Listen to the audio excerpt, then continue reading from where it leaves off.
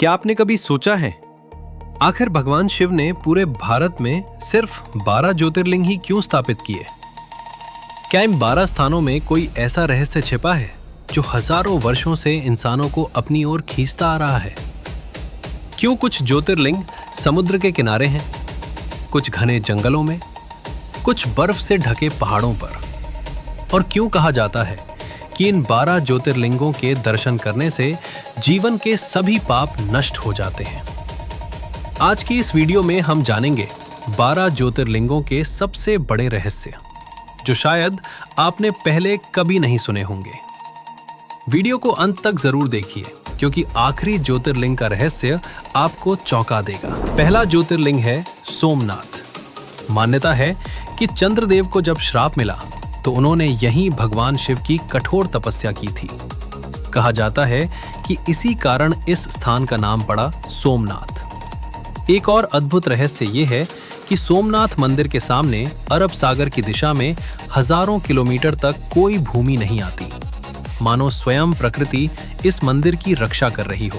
दूसरा ज्योतिर्लिंग है मल्लिकार्जुन। कहा जाता है कि भगवान शिव और माता पार्वती स्वयं यहाँ अपने पुत्र कार्तिकेय को मनाने आए थे, इसलिए ये स्थान माता पिता के प्रेम का प्रतीक माना जाता है। जैन का महाकाल, भारत का एकमात्र दक्षिण मुखी ज्योतिर्लिंग। यहाँ होने वाली भस्म आरती पूरी दुनिया में प्रसिद्ध है। मान्यता है कि यहाँ भगवान शिव स्वयं काल के भी स्वामी बनकर विराजमान हैं। नर्मदा नदी के बीच स्थित ओंकारेश्वर। सबसे बड़ा रहस्य ये है कि ऊपर से देखने पर पूरा द्वीप ओम जैसा दिखाई देता है। कई श्रद्धालु इसे भगवान शिव का दिव्य संकेत मानते हैं। हिमालय की गोद में स्थित केदारनाथ। 2013 की विनाशकारी बाढ़ में पूरा क्षेत्र तबाह हो गया, लेकिन मंदिर सुरक्षित बचा रहा। बहुत से श्रद्धालु इसे भगवान शिव की कृपा और दिव्य संरक्षण मानते हैं। घने जंगलों के बीच स्थित भीमाशंकर। मान्यता है कि यहीं भगवान शिव ने राक्षस भीम का अंत किया था। इसी स्थान से भीमा नदी के उद्गम की मान्यता भी जुड़ी है। कहा जाता है काशी भगवान शिव का प्रिय नगर है। मान्यता है कि जो व्यक्ति यहाँ अंतिम समय बिताता है उसे स्वयं भगवान शिव मोक्ष का मार्ग दिखाते हैं। यहाँ स्थित शिवलिंग अन्य सभी ज्योतिर्लिंगों से अलग है। इसमें ब्रह्मा, विष्णु और महेश तीनों का प्रतीक माना जाता है। यहीं से गोदावरी नदी के उद्गम की मान्यता भी जुड़ी है। मान्यता है रावण ने भगवान शिव को प्रसन्न करने के लिए अपना सिर अर्पित किया था। भगवान शिव ने वैद्य बनकर उसका उपचार किया।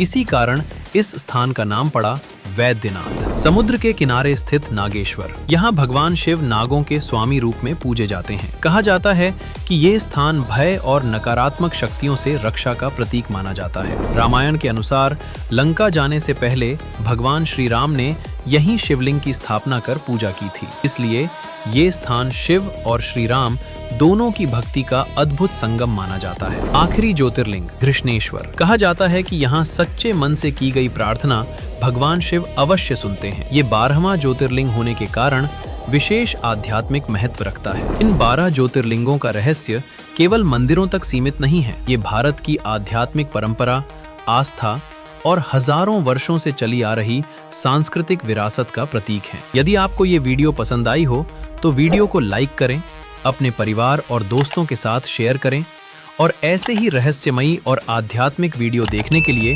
हमारे चैनल दी अर्पित टॉक को सब्सक्राइब करना बिल्कुल मत भूलिए।